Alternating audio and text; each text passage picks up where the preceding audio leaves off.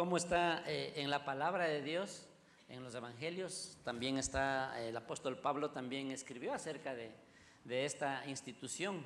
Esta ordenanza quedó a manera de ordenanza dentro de la iglesia.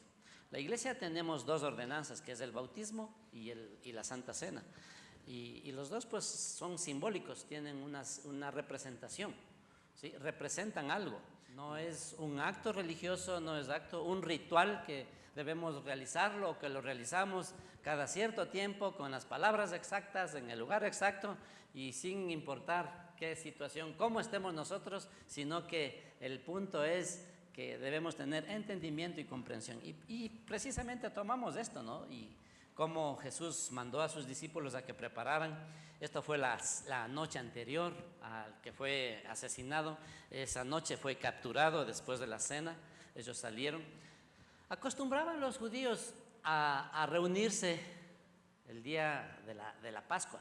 Precisamente coincidía con la fiesta de la Pascua, donde se reunían habían venido haciéndolo por siglos, cientos de años.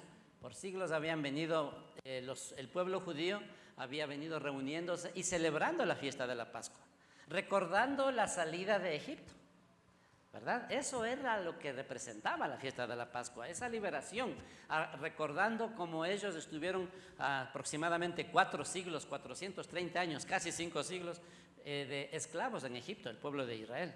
Y ellos salieron de ahí, Dios les sacó con mano poderosa, con mano fuerte, mostrando el poder de que Dios, el Dios de los hebreos, como les llamaban los egipcios, era el Dios del universo, no solamente del grupo de los hebreos, no solamente de esa nación, no solamente de ese pueblo, sino que era un Dios universal, un Dios que cubría y amaba y protegía y quería bendecir a toda la humanidad. Amén.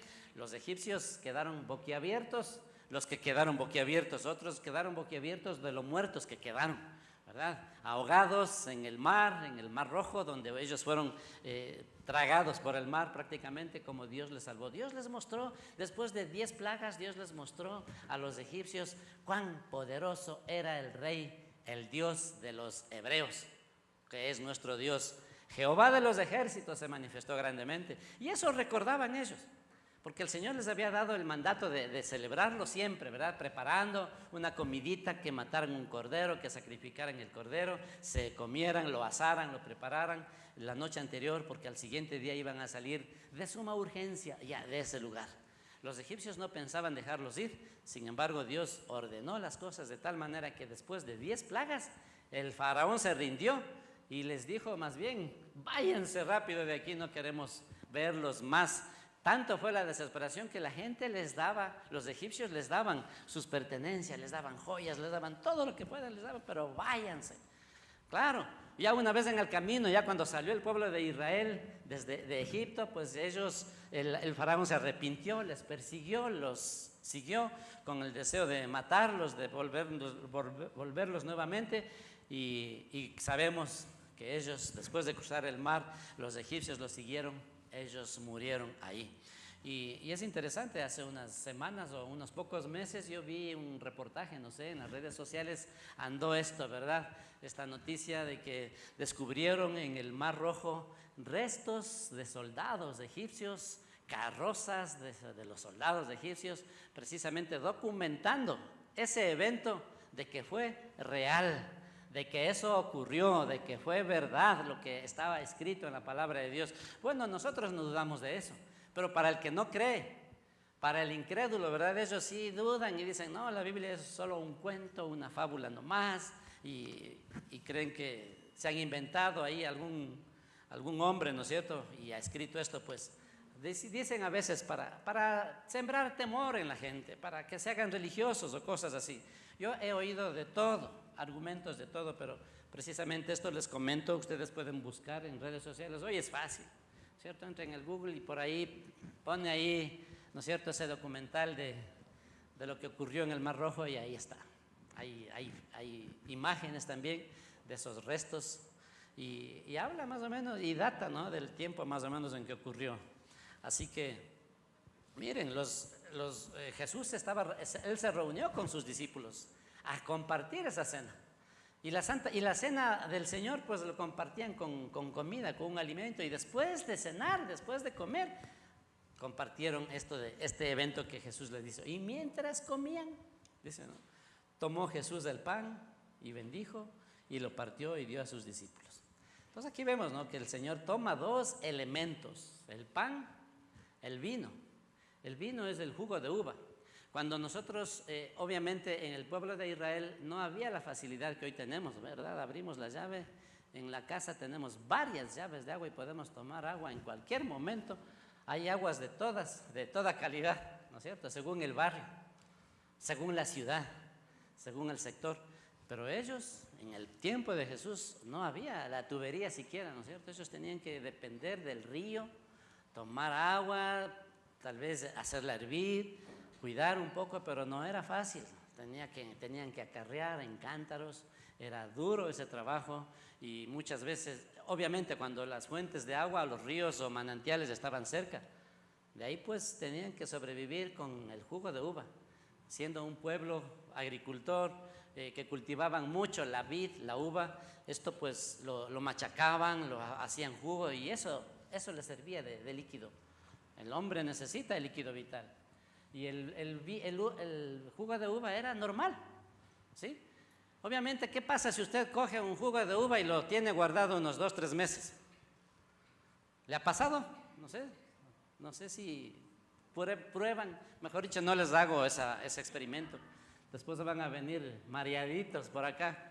Obviamente eso se va descomponiendo, ¿verdad? Se fermenta y después esa bebida, ese jugo de uva dulce que es rico, ¿no es cierto?, el que vamos a probar, a tomar hoy en la mañana, es jugo de uva, pero obviamente es jugo fresco, ¿no es cierto? Si lo guardáramos por un tiempo, eso se va a fermentar y después se forma en una bebida embriagante. Acá la cena del Señor no estaban ellos bebiendo, pero si usted toma y se toma cualquier cantidad de ese jugo de uva, se va a embriagar. Así que muchos dicen, no, es que Jesús también tomó, por eso tomo yo. Entonces, ojo con esto, ¿no? Jesús no bebió ese jugo embriagante, no estuvo de acuerdo, ni obviamente no estará. La palabra de Dios no puede contradecirse. Aprovecho esto, ¿no?, como un tip para ver, porque a veces muchos pensamos eso. Por eso para ellos es parte de su cultura, parte de su bebida normal, de su alimentación normal era tomar el jugo de uva. Y dice que tomó pan y lo partió. Cuando Jesús partió el pan, estaba mostrando el sufrimiento físico que iba a padecer, ¿sí? Porque les dice, miren, ¿no es cierto? Y tomó pan y los bendijo y los dio a sus discípulos, les dijo, tomad, comed, esto es mi cuerpo. O una aclaración, no se transformó ese pan en el cuerpo de Jesús. Eso no ocurrió, ni ha ocurrido, ni ocurrirá. ¿Por qué lo digo esto? Porque obviamente dentro de la religión tradicional se propaga esta enseñanza llamada transustanciación, que se convierte el pan en cuerpo y el vino en sangre.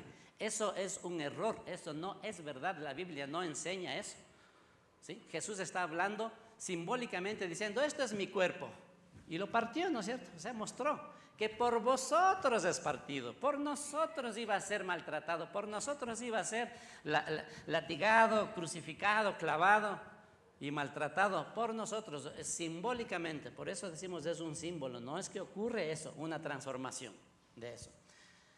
Así que mostraba, ¿verdad?, que el cuerpo de Jesús iba a padecer. Las manos de hombres pecaminosos iban a azotarlo para la remisión de nuestros pecados. Porque estaba escrito desde siglos atrás de que sin derramamiento de sangre no hay remisión de pecados. Había que pagar un precio para que nosotros podamos recibir el perdón de nuestros pecados. Porque la paga del pecado es muerte, y como el ser humano, el hombre, ha pecado desde el principio, no hay uno que no haya pecado, solo Jesús, obviamente Jesús, hombre, Dios a la vez, él nunca cometió pecado. Sin embargo, Él murió por nosotros. Él en su cuerpo cargó todo el pecado de la humanidad. Y aquí está Jesús mostrando, ¿verdad? Dice, mira, así voy a padecer. Y también, mira en Isaías 53:5 dice, Mas Él herido fue por nuestras rebeliones, molido por nuestros pecados. El castigo de nuestra paz fue sobre Él y por su llaga fuimos nosotros curados. Esto escribe Isaías aproximadamente 700 años antes de Jesús. Y está mostrando, está dando a entender y enseñando al pueblo de Israel que el sacrificio de Jesucristo, aunque era para remisión de pecados y lo iba a sufrir en su cuerpo, en su cuerpo, ¿no es cierto? En sus fibras, en sus huesos, en su carne, Él lo iba a sufrir. Pero aún ese dolor, aún esas llagas, aún ese ser partido, como lo clavaron, le atravesaron con una lanza al final, pues aún eso iba a traer bendición a la humanidad. El dolor de Dios, del Señor Jesucristo, traería sanidad a nuestros cuerpos. Eso dice, mas herido fue por nuestras rebeliones, molido por nuestros pecados. El castigo de nuestra paz fue sobre Él y por sus llagas fuimos nosotros curados. Mire, todo esto representa la cena del Señor. No es un acto ritualista, ¿verdad? Que llega, tomo y me sirvo y listo, y salgo como que nada. Salgo un poquito lleno nomás, ¿no es cierto? Ahí apenitas algo he comido. Pero no es eso, o sea, representa todo esto. También Él fue traspasado por nuestras rebeliones, aquí dice, ¿no es cierto?, el libro de Isaías, y molido por nuestras iniquidades. Sobre Él recayó el castigo, precio de nuestra paz, y gracias a sus heridas fuimos nosotros sanados. Esto es Isaías 53:5 en versión NBI. Así que nos muestra y le muestra que el pan, ¿verdad?, representa, ¿qué representa el pan? ¿Qué representa el pan? El cuerpo de Jesús. ¿No es cierto? El cuerpo de Jesús, el pan, el cuerpo, el pan, el cuerpo. Y la copa, ¿verdad? De ahí dice que también tomó la copa. La copa nos recuerda que Él sufrió y murió por nuestros pecados, derramando su sangre. Porque cuando toma la copa y dice, bebed de ella todos, porque esto es mi sangre del nuevo pacto. Por eso Jesús se convirtió en nuestro Señor, en nuestro Salvador, en nuestro Redentor, aquel que entregó su vida por nosotros. Ninguno más lo hizo en la tierra. Ninguno más, no hay ningún otro. Ni santos, ni vírgenes, ni nada de eso, ¿no? Porque la palabra de Dios nos muestra acá. Por eso nosotros es un acto muy, muy hermoso, muy profundo bíblicamente y muy significativo para cada uno de nosotros. Eso nos recuerda la copa, ¿verdad? Sin derramamiento de sangre no se hace remisión, no hay remisión de pecados. Y ese derramamiento nosotros lo podemos recordar en los albores de la humanidad, cuando existían Adán y Eva solamente, después de que ellos pecaron. Se recuerdan, dice que cuando ellos pecaron, desobedecieron a Dios, ellos se cosieron hojas de higuera y se cubrieron, porque se dieron cuenta que estaban desnudos y sintieron vergüenza y se cubrieron.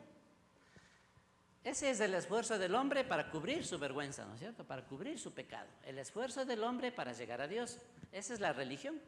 Es coser hojas de higuera. Pero cuando Jesús los descubre, los llama la atención, no es que se entera que ellos pecaron. Él es Dios.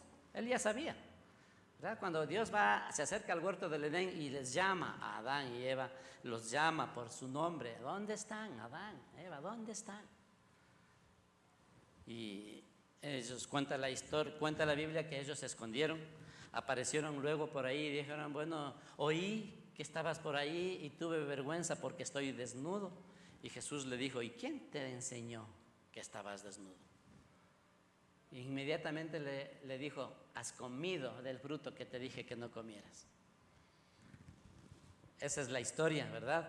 Eso hizo que se rompiera la comunión con Dios, se rompiera esa unidad que había en el inicio con el ser humano, de Dios con el ser humano, pues y fueron echados del huerto, y desde ahí pues esa iniquidad, esa naturaleza pecaminosa fue transferida en todos los seres humanos que nacimos de ellos, de Adán y Eva.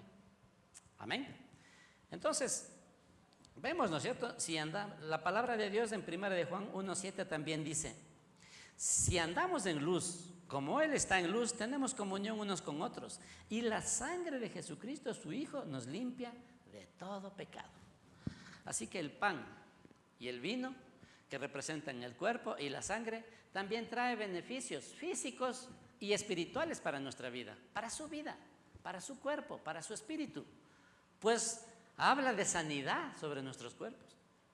Por eso debemos de venir de pronto con una expectativa, ¿verdad? A lo mejor no anunciamos porque así es, ¿no? Nosotros tenemos ya la programación, pero no anunciamos y les decimos, la próxima semana vamos a tener Santa Cena. Pues debemos de estar listos siempre, ¿o no? ¿No es cierto? Estamos listos. Hoy voy a dar algunas instrucciones, precisamente con esta enseñanza estoy dando instrucciones de cómo debemos participar en la Cena del Señor. Esta cena, la Cena del Señor o la Santa Cena, nos recuerda los beneficios que les dije, ¿no? Físicos y espirituales que recibimos a través de la muerte y resurrección de nuestro Señor Jesús. Eso nos ha beneficiado. Claro, nosotros recordamos, ¿no es cierto?, eventos, escenas dolorosas, tristes, lo que pasó Jesús. Pero aún eso, el Señor trajo bendición a cada una de nuestras vidas. Estas bendiciones incluyen, aparte de la sanidad de nuestros cuerpos, también incluye el perdón de nuestros pecados. Así que la persona que va a participar de la Cena del Señor, el paso previo para participar de esa cena es estar limpios, perdonados. Si usted en esta mañana se siente que no ha sido perdonado, o ha estado pecando, o ha estado cayendo en un pecado ahí específico, pues es el tiempo, ¿verdad? Antes, vamos a prepararnos. Esto estoy haciendo ahora, preparándolos para compartir la Cena del Señor y servirnos en esta mañana y participar de este evento, de esta actividad, de esta ordenanza, de este símbolo, ¿verdad?, que representa que nosotros hemos sido lavados, cubiertos, perdonados y que estamos en comunión con Dios y con los hermanos. Amén. Y dice así la Biblia en el libro de Corintios, capítulo 11. Abusos en la Cena del Señor.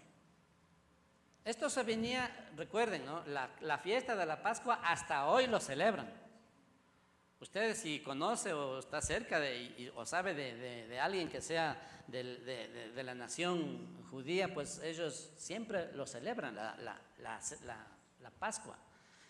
Y estaban en la iglesia de Corinto estaban compartiendo, y se enteró Pablo de que habían situaciones, que habían abusos en la Cena del Señor. Veamos, yo les voy a compartir esto para que esto no se dé acá, para que nosotros sepamos y entendamos cómo Pablo ordena y da las instrucciones correctas para que sea una actividad, sea un recordatorio de la muerte de Jesús y el anunciar la venida del Señor también. Dice así en 1 Corintios 11, 17: pero el anunciaros esto que sigue no os alabo, porque no os congregáis para lo mejor, sino para lo peor. Los judíos se reunían a celebrar, a cenar, a celebrar la Pascua, la fiesta de la Pascua.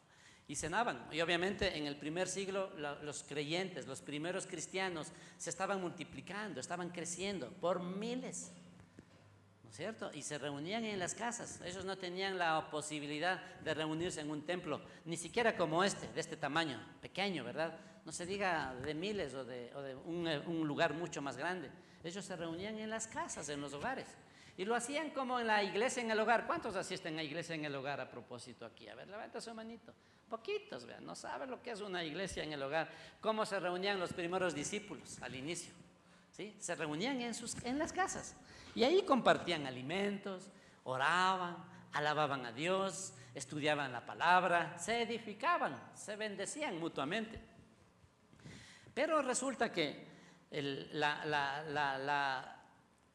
verdad que llegaba a mucha gente, la bendición, la salvación estaban alcanzando mucha gente. La salvación alcanzaba gente prominente, gente muy importante, gente muy reconocida, gente adinerada, pero también había gente muy humilde, muy sencilla, muy pobre, que no tenía nada. Y en la cena del Señor, y ellos se reunían a celebrar la Pascua, y ellos lo que hacían era cada uno llevar y compartir algo en la casa, en esa reunión de hogar. Ellos llevaban alimentos y compartían.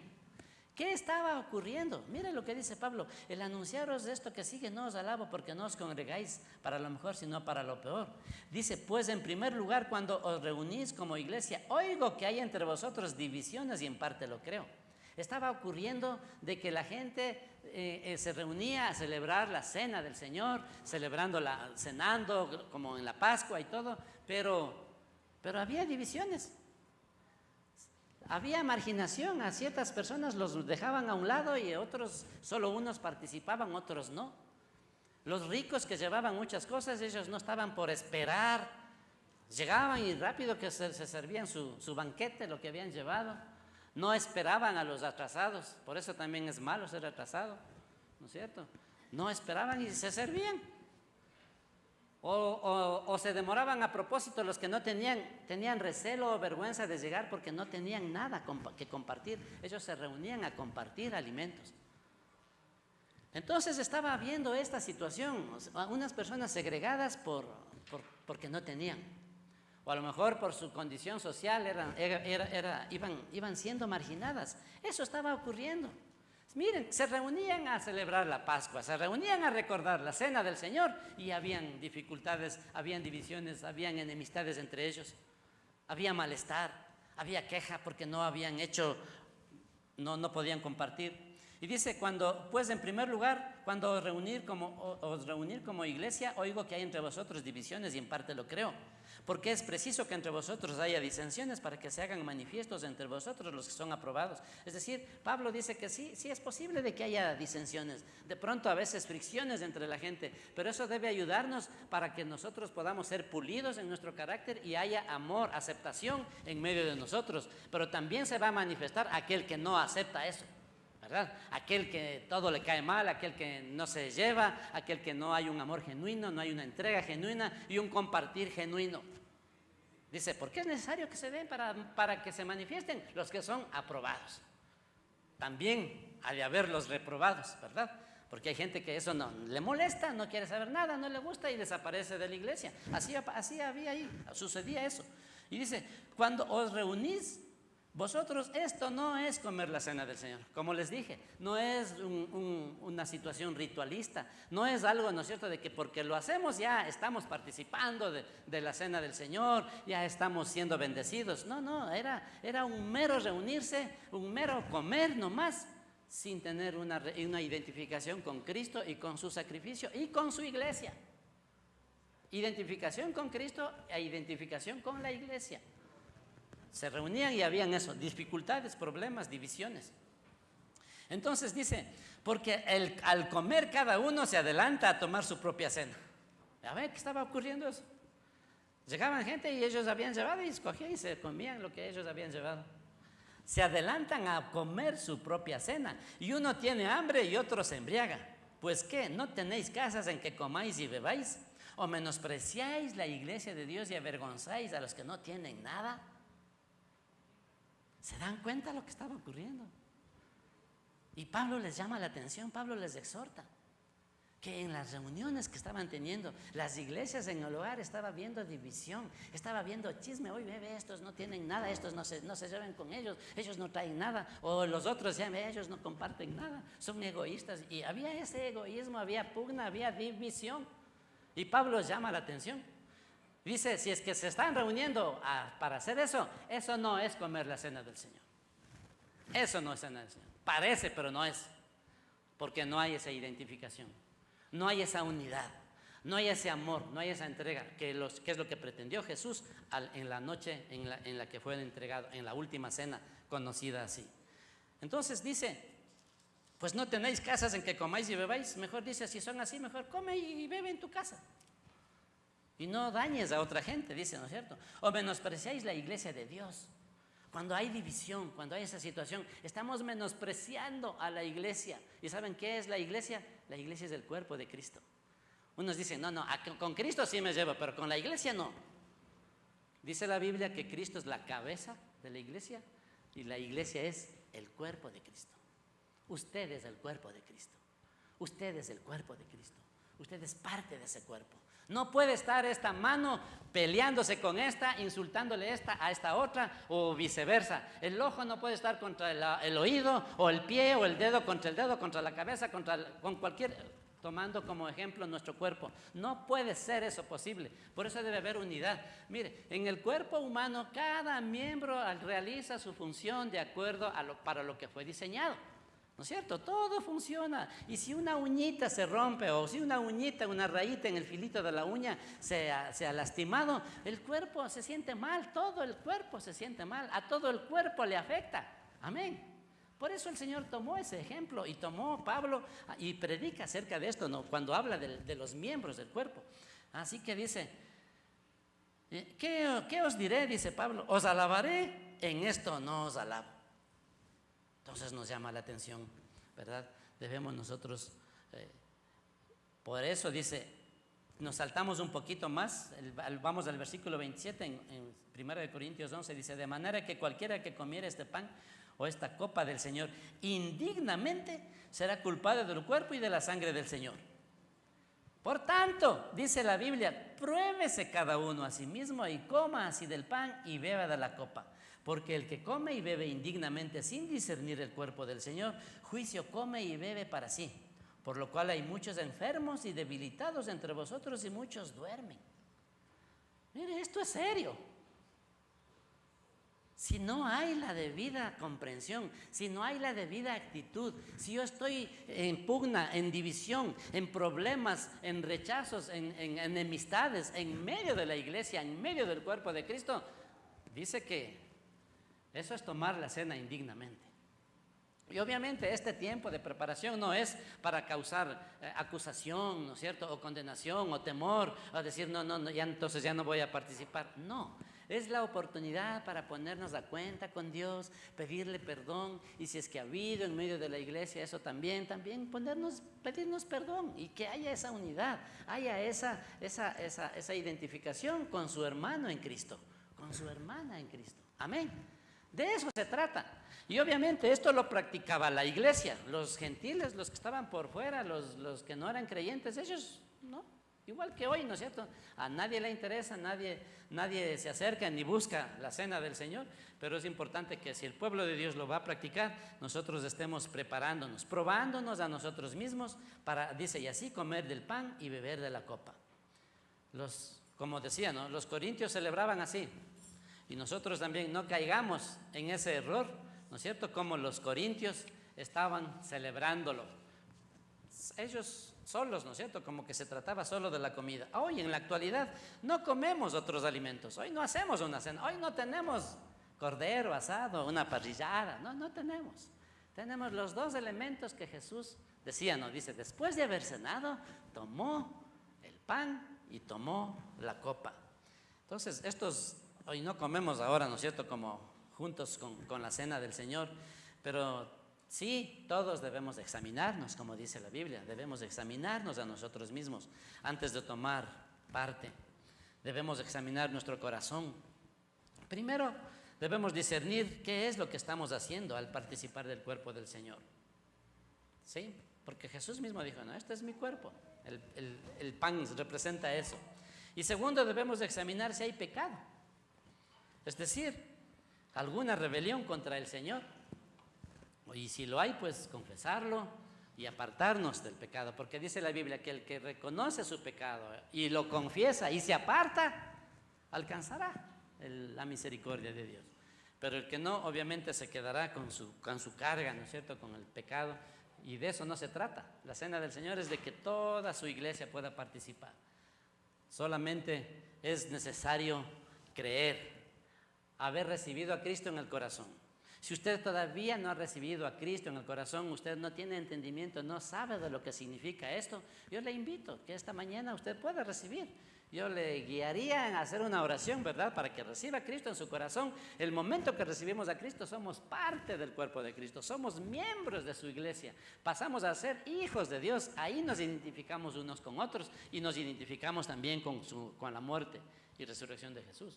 Entonces, eso es importante. No sé si solamente al paso, ¿no es cierto?, si hay alguien que todavía no ha recibido a Cristo en su corazón, yo quisiera que en el momento de participar de la cena del Señor, estar a cuentas con Dios y con su cuerpo, con su iglesia, con sus hermanos en Cristo.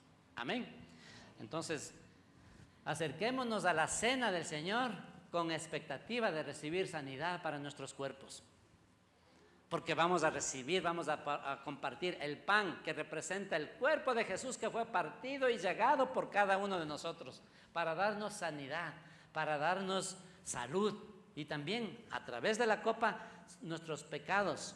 No es que en ese rato nos perdona, el momento que nosotros confesamos a Cristo nuestros pecados, dice que si confesamos nuestros pecados, ¿no es cierto?, al Señor, que si confesamos nuestros pecados, dice Dios es fiel y justo para perdonar nuestros pecados y limpiarnos de toda maldad.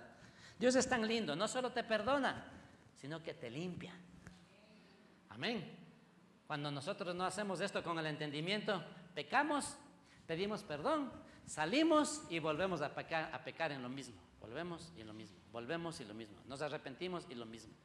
Si eso está ocurriendo, es que no has recibido esa limpieza. Tu conversión, tu arrepentimiento no ha sido genuino. Porque Dios dice que si confesamos nuestros pecados, Él es fiel para perdonarnos. ¿Y qué más dice? Limpiarnos de toda maldad. Es decir, te limpia, te quita ese deseo, esa maldad en tu corazón y ese deseo de volver a pecar.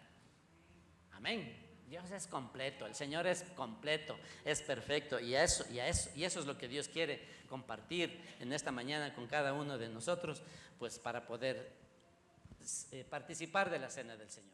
Cristiana Dos Hemisferios. Contáctanos al 343-1658 o al 099-8308-192.